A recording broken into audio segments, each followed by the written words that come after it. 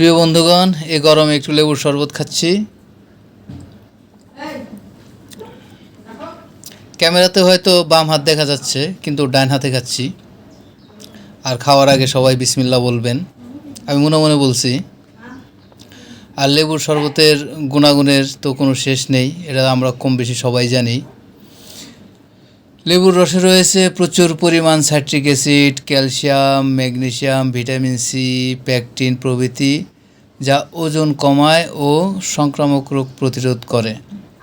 এছাড়াও লেবুর শরবতের গুণাগুণে রোগ প্রতিরোধ করে, সর্দি কাশি সমস্যা দূর করতে অব্যর্থ, স্নায়ু ও মস্তিষ্কের ক্ষমতা বাড়ায় এবং ফুসফুস পরিষ্কার করে, হাঁফানি সমস্যার উপশম করে।